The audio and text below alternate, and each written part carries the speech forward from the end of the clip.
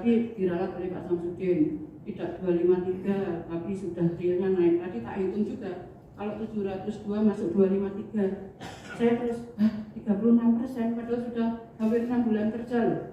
Berarti ini kira-kira kerja atau tidak? Akhirnya ada pertanyaan begitu ini. Jadi tapi tadi diralat tidak seperti itu. Jangan-jangan teks monitornya masih rusak lagi, belum dihidupkan atau bagaimana. Jadi ini bagus sekali, luar biasa. Dan beliau menanyakan juga tentang prinsip untuk apa saja belanja tadi sehingga harus lupa. Selanjutnya kami persilahkan kepada fraksi Golkar. Monggo, Mbak Ika. Terima kasih. Assalamualaikum warahmatullahi wabarakatuh. Yang saya hormati Ketua Banggar dan Anggota Banggar, yang saya hormati Ketua KPD dan seluruhnya. Terima kasih Pak Sekda, tadi sudah memaparkan sekilas tentang postur keuangan APBD di perubahan ini. Dengan yang masih tema kita di 2025 yaitu peningkatan kualitas sumber daya manusia untuk mendukung transformasi ekonomi inklusif dan berkelanjutan. Tetapi saya ingin hanya berbicara yang pertama adalah tentang pendapatan, karena pendapatan ini penting untuk kita, untuk Banyuwangi. Di dalam KUPA kami apresiasi sebetulnya ada peningkatan retribusi 9,5% pada proyeksi retribusi daerah atau sebesar 26,546 miliar. Yang kami ingin tanyakan, ini dari sektor mana saja? Kami ingin perinciannya. Mohon itu dijelaskan rincian retribusi tersebut, karena memungkinkan adanya sektor yang bisa ditingkatkan dan juga dicarikan solusinya. Meskipun hal ini masih belum sebanding dengan pengurangan transfer pemerintah pusat yang mencapai 90,474 miliar. Kemudian pada lain-lain pendapatan yang sah. Apakah ini mungkin berasal dari piutang retribusi tahun lalu? Karena mungkin itu tetap daripada sektor dan juga dari sektor mana piutang retribusi itu. Karena sebesar 51,248 miliar. Apakah hal ini mungkin ini bisa likuiditasnya bisa diandalkan? Jadi mohon tambahan penjelasan untuk PAD. Kita mampu lebih dari itu. Karena mungkin keseriusan kita dan juga dari sektor manapun kita bisa mengangkat PAD kita, meskipun tidak mungkin menyamai dengan pengurangan transfer pemerintah pusat. Di dalam belanja, kami sebenarnya sependapat, juga seperti yang disampaikan Pak Marus, ada pendidikan 20%, kemudian kesehatan 10%, ada mungkin belanja pegawai kurang dari 30%, kemudian juga belanja infrastruktur 40%. Nah, pertanyaan kami, apakah di luar itu mungkin tidak kebagian apa-apa? Karena kalau kita jumlah APBD sudah mencapai 100%. Kalau kita menghitung dari itu, maka kami mohon tambahan penjelasan. Kami perlu memberikan penguatan sebetulnya bahwa perlu diterapkan konsep money follow, yaitu program prioritas dalam pengalokasian anggaran serta pengelolaan belanja daerah yang berbasis kinerja, sehingga setiap belanja akan bermuara untuk mendukung capaian indikator kinerja kita. Karena kita melihat selama ini mungkin di semua komisi, pada saat rapat komisi, mereka juga sudah rapat dengan mitra kerjanya, hampir semua tidak terukur kinerjanya. Kemudian dalam pembiayaan, setelah tahun 2024 kemarin mencoba efisiensi kita dan mencoba lolos agar tidak melakukan pinjaman daerah sebesar 400 miliar. Tetapi melihat proyeksi pembiayaan di PAK 2025 ini, kami merasa berat hati sebetulnya untuk melakukan pinjaman daerah sebesar 496,332 miliar atau hampir mencapai setengah triliun utang kita yang akan dilakukan. Nah, mungkin kalau tidak bisa dihindari, kenapa kita harus tidak menjual saham kita di Merdeka Copper Group? Atau mohon juga tambahan penjelasan, atau mungkin kita ini harus sama-sama siap-siap memasuki nasib yang krisis kita ini di Banyuwangi ini.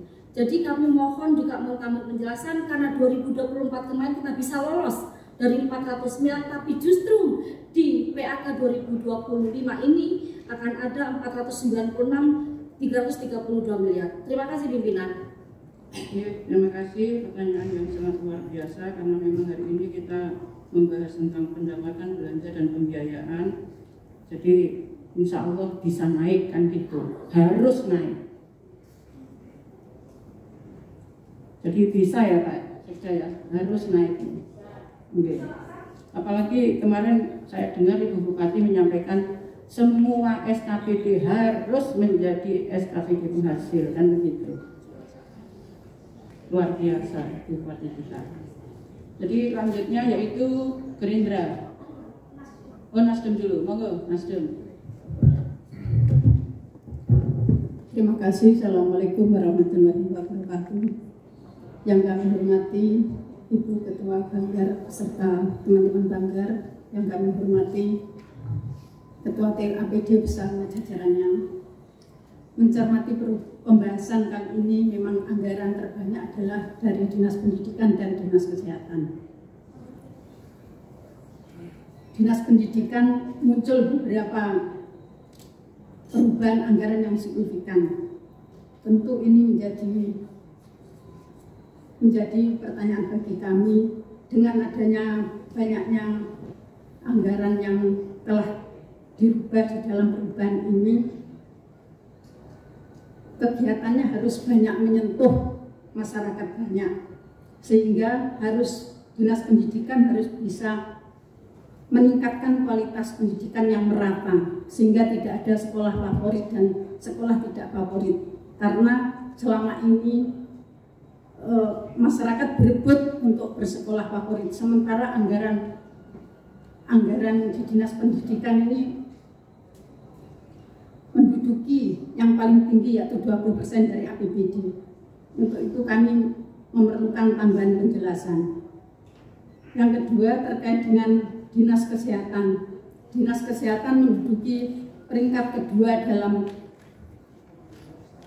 UA ini, yaitu ada beberapa perubahan yang signifikan juga, yang diantaranya yang terbesar adalah rehabilitasi dan pemeliharaan puskesmas dari 55 miliar, 1 naik menjadi 12 miliar. Izin Ibu, sebaiknya hari ini fokus ke KUPA, ke kebijakan umum perubahannya. Jadi untuk rigid anggaran-anggaran, plafon anggarannya kita bahas nanti setelah ini ada kesepakatan. Itu ya? Untuk itu kami di dalam perubahan ini menanyakan target apa yang akan dirubah di dalam pendidikan dengan anggaran yang dirubah sebanyak ini. Seandainya tidak mencukupi apa yang akan dilakukan oleh Dinas Pendidikan. Mungkin itu dari kami, karena sudah banyak yang disampaikan oleh dari PKB. Terima kasih. Wassalamualaikum warahmatullahi wabarakatuh. Warahmatullahi wabarakatuh. Jadi kita sepakati sesuai kesepakatan tadi, kita bahas UPA dulu ya, kebijakan umum perubahan dulu. Monggo selanjutnya yaitu dari fraksi Gerindra.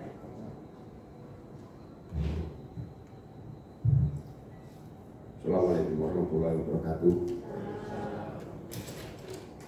Yang saya hormati pimpinan dan rekan PAPD. Saya ini baru jadi anggota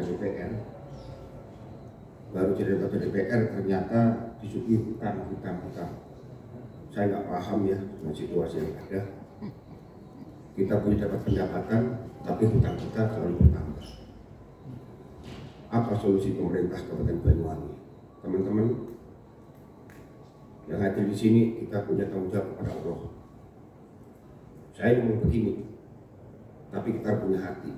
Ingat, sampai umur sampai terbatas. Habis ini rapat kita mati, kita nggak tahu. Tolong jangan memperkaya diri Anda. Jangan memperkaya diri Anda hanya untuk memberikan harta yang haram kepada anak Anda. Saya ngomong sekali lagi. Saya berharap orang-orang seperti KDM itu datang di Banyuwangi. Saya selalu miris dengan situasi yang banyak ini. Pembangunannya itu gimana ya? Saya sadari bahwa administrasi itu penting. Tapi masyarakat nggak butuh administrasi. Masyarakat butuh kecepatan di dalam melaksanakan pembangunan. Contoh jalan rusak, jembatan jebol, mungkin sekolah yang rusak. Apa tega sampai melihat? Sampai enak-enakan di Banyuwangi naik mobil. Rakyat kita itu mau hanya untuk ngangkut bahan pokoknya dari sawah atau dari hutan itu jalan rusak. Terutama ini, mohon maaf ini Pak Pak Bapeda, Pak Yayan, karena kan jangan tutup mata sampean. Saya belum saya maki-maki juga lama. Saya ngomong ini belak-belakan ini. Ini saya berapa kali nih, Pak Sekda, jalan ini banyak pecah, terutama daerah Bali itu. Sampai sekarang pelantaran nggak selesai-selesai. Pak Marus ini, datangnya Pak Marus ini. Pelantaran. Dari mulai turun ke bawah sampai detik ini loh, mau jalan kayak barongan, kayak mulutnya barong. Nggak selesai-selesai.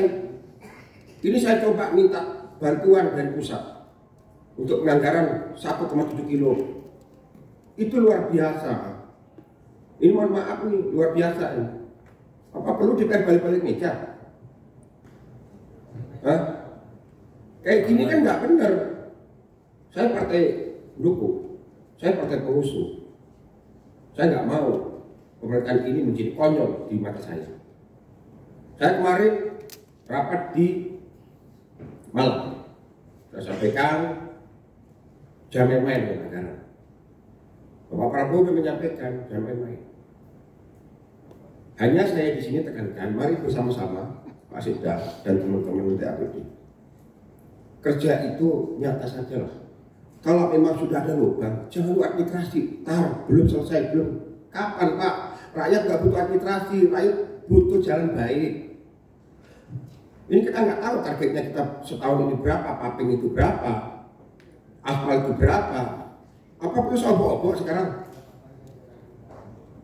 Jangan-jangan panjang jalan kita pun nggak tahu.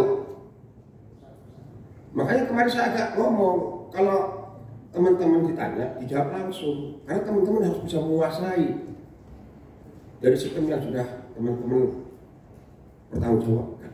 Mohon maaf ini, saya kadang sama teman-teman TAPD ini suka guyon sama Mas Guntur, sama Pak Yayan, sama Pak Eta, semua sama Pak. Ya, tapi mohon maaf, ini Banyuwangi, ayo sama-sama. Kalau sampai melakukan kegiatan apapun untuk masyarakat, kalau ada LSM saya siap. Pak, ini nggak sesuai aturan. Nggak sesuai aturan gimana? Contoh ini jalan rusak, harus kita perbaiki. Aturannya harus administrasi. Terus pemerintah Banyuwangi membangun jalan ini tanpa administrasi belakangan. Kalau ada yang protes, Wito yang hadapin. Saya kepingin tahu muka mereka itu kayak apa. Kita butuh masyarakat, bukan butuh LSM. Boleh tawaran kayak gitu. Ya tawaran, ujung-ujungnya duit. Saya berani bicara seperti ini, silakan aja direkam. Karena itu kenyataan. Situasi yang ada ini, contoh seperti Komisi 4. Masalah, kita Pak Ketua di mana itu? Sangkaran.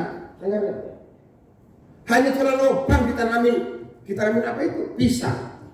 Ngambil koyok ono aja nggak iso.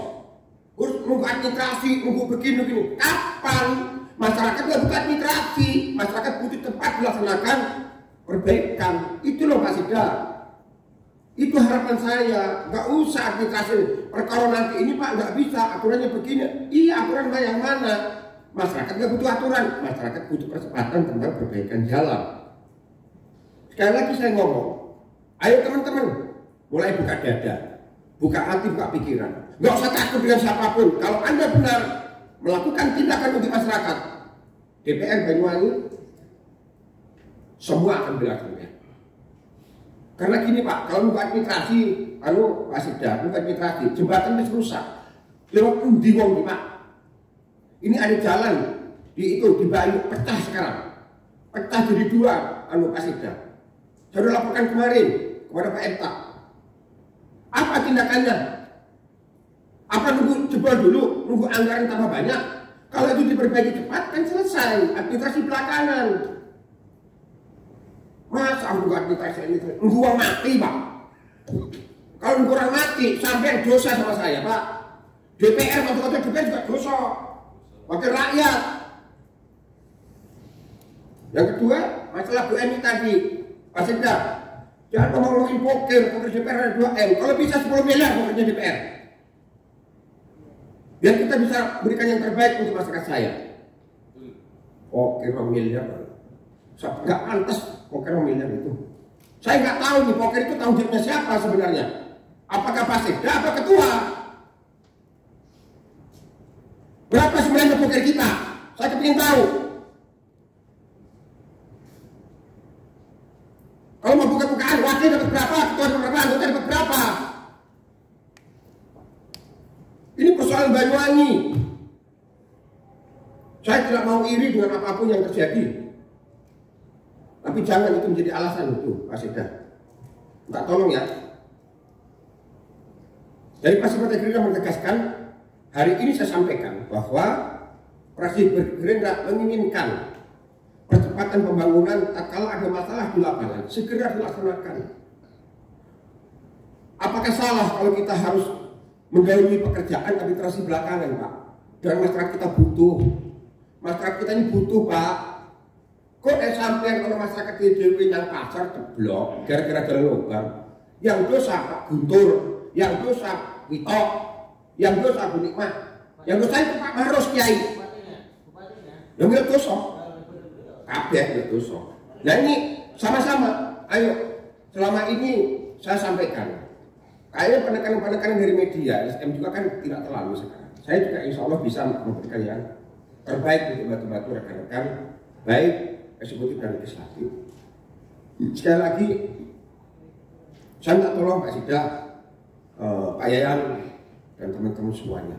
Setiap ada pemberitahuan apapun, mungkin kalau memang ada percepatan, segera dipercepat untuk melakukan administrasi hurian. Ini Pak Alfian juga masalah sekolah yang kokoh di Kalibendo, Pak. Saya nulis juga, Pak. Kalibendo ini bukan dapil saya. Aku mau beruang. Ya, tapi ini kewajiban kita semua. Saya kemarin sudah konfirmasi sama sampean, katanya mau dibangun bulan ini ya. Moga-moga jadwalnya cepat karena anak-anak kita butuh sekolah, Pak. Kasihan. Aku kalau lihat anak sekolah, Pak, saya mohon maaf, Pak. Bicara nggak sekolah, saya nggak sekolah dulu, Pak Sekda. Situasi ini yang membuat diri saya agak keras ke dinas pendidikan. Itu ada beliaunya. Saya pernah minta apa? Enggak. Saya selalu minta kalau ada sekolah yang rusak, tolong Pak segera diselesaikan. Alhamdulillah. Saya terima kasih kepada dinas pendidikan. Saya tidak pernah mengomongkan dapil saya, Pak Maros. Mau itu di Muncar, mau itu di mana, selagi aku bisa nyampaikan, kami sampaikan. Terima kasih kepada Pak Sekda, terima kasih kepada teman-teman semua. Buka hati, Allah tidak tidur. Ingat sekali lagi, umur kita terbatas. Habis ini saya sama Pak Sekda keluar, mati nggak tahu saya. Tapi tanggung jawab saya sudah saya sampaikan ke hari ini. Mudah-mudahan eksekutif dan legislatif bisa bekerja sama, mencintai rakyat Banyuwangi. Kita cintai rakyat Banyuwangi ini dengan sepenuh hati, dengan keikhlasan. Nek sampai di jabatan, duit harta, jangan pernah dimasukin hati, kotor pikiran saya. Jangan pernah dimasukin hati, karena itu hanya titipan.